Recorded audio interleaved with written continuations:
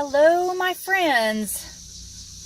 I was thinking today about businesses. I had a situation come up today about someone's website, and I was thinking today about how much businesses are like the dory boats that are in where I grew up in Oregon, on the coast. There are the old-time fishing boats were the dory boats, which they launched from the beach. They're a flat-bottomed boat and more lightweight than other boats, but they're still heavy. I mean, you have to push them into the surf, and then you have to get them over the surf and beyond the surf and into out to where the ocean is so they can fish. And I don't know if any of you have ever been to the West Coast or seen pictures of the coastline or been surfers or whatever, you know about having to get through that initial, get over those waves, because if you don't get past them, you won't ever get past them. You're just going to be beaten to pieces by the surf. And so, which happened to me. I'm chuckling because I tried to teach myself how to surf one time and really just got pummeled by the surf. But anyway, such is life. But I've been thinking about how that relates to businesses. You know, nowadays they have power dory boats, so they can get out pretty easily through the surf on a good day, you know. But back years ago, they didn't. They were doing it with oars, you know, and you had to time it. You had to, you know, work with the ebb and flow of the ocean, and everybody had to be in sync and rowing together and have the same focus and the same direction and all of that kind of stuff. So I just kind of got thinking about that today as it kind of pertains to people starting their businesses, and also, you know, some of the things that we do to mess ourselves up, to kind of row out of sync, if you will, and get the boat going in the wrong direction, or get sideways and get capsized or something like that, you know. So anyway, kind of with that analogy in mind, I was thinking about entrepreneurs and startups, and what is it that kind of trips them up and makes them just not do as well, makes them spend too much time on projects, things that aren't really productive, makes them spend more money than they need to, makes things kind of disjointed and unorganized and that sort of thing. And so I wanted to share with you a few things that I think are helpful, especially regarding your online presence, that I hope can save you a lot of time, and I hope that will be a help to you. So I'm Jan Neary, and I am Success Factor Consultants, and I do websites and that sort of thing. And so I just want to share from my perspective what that might look like, you know, maybe some things that you can think about concerning your own business and your own direction. So first of all, let's talk about what is an online presence. What is an online presence, okay? It does mean being on social media. But more than that, it means it's almost like a brand. A brand is more than just a logo. A brand is saying who you are. A brand is essentially your reputation, right? And so what is your reputation? What, you know, if a complete stranger goes to your Facebook page and looks at what you post, what are they going to walk away with? What, in 3 bullet points, what would they say about you? You know, what would they say about your business? You know, are you mostly posting political stuff, or is it educational? Are you trying to help other people? Is it cat videos? What is it, you know? And honestly, Facebook just recently started allowing people to share a page connection again in a post. Up until, it's been quite a number of months now that you've not been able to do that. And so I feel like people's business pages really lost some traction there, because there wasn't any sense in kind of promoting your business page, because nobody could tag you in it. And so anyway, they've opened that back up, which is really exciting to me. But, you know, what collectively, so what I'm trying to say there is that, you know, when somebody goes to look up your business, most of the time they're not finding much there, and so they're looking at your personal page, and your personal page is connected to your business page, and so it kind of gives some insight there. So just to be mindful of that. But online presence is more than just Facebook. It's more than Instagram. It's collectively the Instagram, Facebook, your blogs.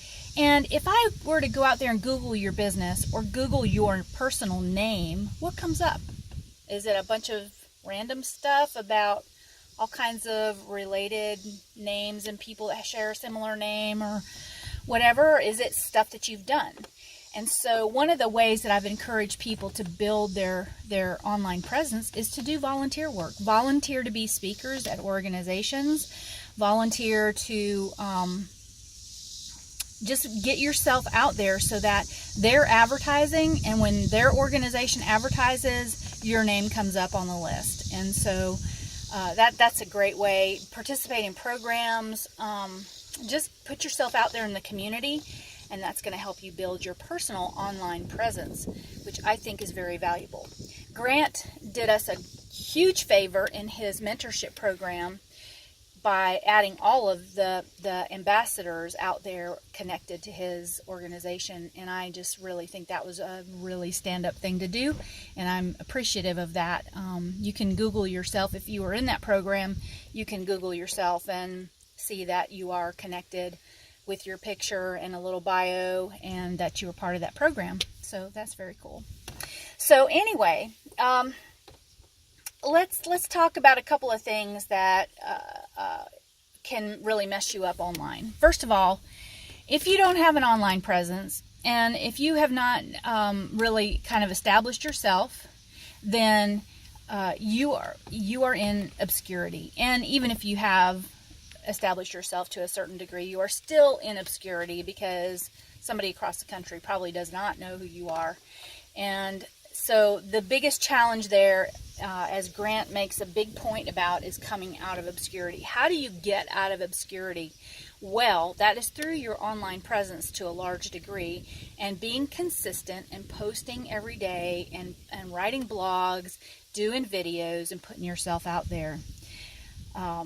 You may not be at the level of some of the pros that are out there, but thankfully, at that point, hopefully not a lot of people are paying attention. So there is some measure of grace in what you put out, but which is what I'm hoping I'm establishing here. But anyway, so obscurity is the number one. What I find a lot of times when I start working with people toward a website or towards, some kind of marketing plan, is that they don't have a plan. And this really, they have a plan in their head. They have an idea. They've thought through. They've talked to a bunch of people. They know somebody else, or they really don't have anything concrete written down. These are the goals. These are the steps I want to go through. This is the research that I've done. I know what my price points should be. I know how I want to market things. They don't have that stuff decided. And a website is not a magic pill. It is not a magic, in the old days, you could put up a billboard, or post an ad in a newspaper, or advertise, on some kind of billboard on a sign somewhere. And people would drive by. You had automatic traffic. But a website is not like that. You have to drive people to your website, and that's either done through paid advertising, or just organically doing it by mentioning it to people, having it listed on all of your materials, and just putting the word out there for people to go to your website for information. So it's a little different in that you've got to make an effort to get people to go to your site. It doesn't automatically happen. Now there are some, I guess it kind of depends on your industry and what you're selling, because if it's a really hot item, then there's more likelihood that people may find you online, but also it's much more competitive. Those keywords are more competitive, and so it's more likely, if you don't have a good online presence, that you are going to be way, way, way down there in the rankings, and people won't ever see your website. So that's a big consideration. So have a plan, have a written down plan, have a description of what you do, your mission statement, your vision statement, so that when you go to do your website, you have something to write about. What is your company about? There is an about page. People want to know who you are. So you need to have that stuff done. You need to have a marketing plan, and that means that, okay, if you're producing a product, or if you are working on contracts to offer a service in collaboration with someone else, or whatever that is, you need to have that kind of laid out so that you know what you're selling. Like, I've worked with some companies that don't have a product yet. So, and there's been quite a few of those that I've done like that. So, it's hard to do a website. It's hard to drive traffic to a website when there is nothing to sell. So a lot of the decisions to be made on the website are around what you're selling or what your goal is for the site. So that's another thing. That's number 3. What is your goal for the site? Are you generating leads? Are you selling something on the site? What do you want your site to accomplish? And then the 4th thing is content. Content is huge. And there's only so much that somebody who doesn't know you or your product can write about you. And it's going to be very fluffy, and it's going to use a lot of words that, could be construed in a lot of different ways. Very generic kinds of language. It can be written by somebody else. Better is to find somebody who can write content that is relevant. They know your industry. But even better is that you've written it, it's your story, and that it's about you, it's about your company, it's about your heart for the business and where you're going, what your why is, and all that kind of stuff. Those are the most powerful content pieces. Obviously, you need content about your product, what it is, ingredients it has, or what is the plan, what is the service plan, what are you charging, what's included, what's not included. You need to have your pricing figured out. And so those are all really critical things to have done before you go and try to have a website done. Photographs are another thing. Yes, you can use stock photos, but a lot of sites use stock photos. If you want to differentiate yourself from the competition, you need to have your own photos.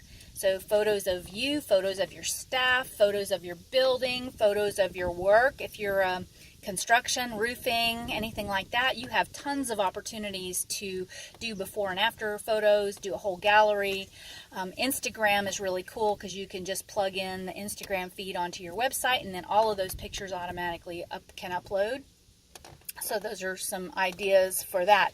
But you need to be taking pictures and making it relevant to your business. And then the last, and maybe this is really critical, but your team. Okay, maybe it's just you and your business, but your team is always more than you, because you're not going to be doing everything yourself. You're not going to be perhaps building the website. Maybe you're not going to be doing the logo. Maybe you're not writing the content. Maybe, there's a lot of pieces to your package, your presentation. So, those people need to be carefully selected. And what I find a lot of times is that communication between groups is disjointed and haphazard. And so there's no consistency there. There isn't a common vision. Nope, they aren't on board with the same ideas, and that creates communication issues. And then it's just time consuming and ultimately costing you more money, because people don't work for free. And when it starts to be overwhelmingly complicated, that impacts the service that you're getting from these people that you're counting on to present you. So that is really a key thing to really think about your team. And it's not just hiring somebody to do a job. Think of them as team members, really. I mean, you guys are rowing the boat together, right? And if one person is rowing in a different way, it's going to mess everybody else up. So that needs to be consistent.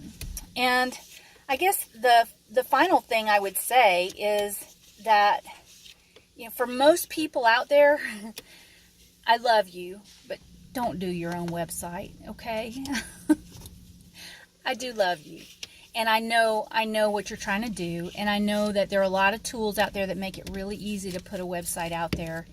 But I see so many awful websites every day, and they don't do what they need to do. And they took a lot of time to do, probably, because you had to learn how to do it. Just, you know, a good friend of mine, Jeff Trimble, says, do what you do best and let others do the rest. I fully agree and support that. It is expensive to have a site done, even if you get, you know, a good deal on it. But the money is worth it. And I would encourage you, you know, if you are paying less than $2,000 for a site, that you may not be getting the quality that you need. So it'd be really good to look at that and kind of do some research or talk to somebody who does a lot of websites and can help you figure out what it is that is attractive on a site, how to put a site together. It's one thing to technically be able to put a site together. It's another thing to be able to draw traffic to it and make it appealing and make it so people click on things. So I'm always here to help. I would love to take a look at your site, and if you'd like me to, I would love to do that and give you some ideas and thoughts of what could be better. And perhaps you're doing that yourself, and I'm more than happy to help you with that. But you know, just reach out to me, reach out to Jeff Trimble, and we're here to help. We want to see you be a success. We want to, you know, my goal is your success. So if I can help in any way. This is Jan Neary, Success Factor Consultants, and I think my dog is ready to walk now. So we're going to go do that. Y'all have a great day. Take care.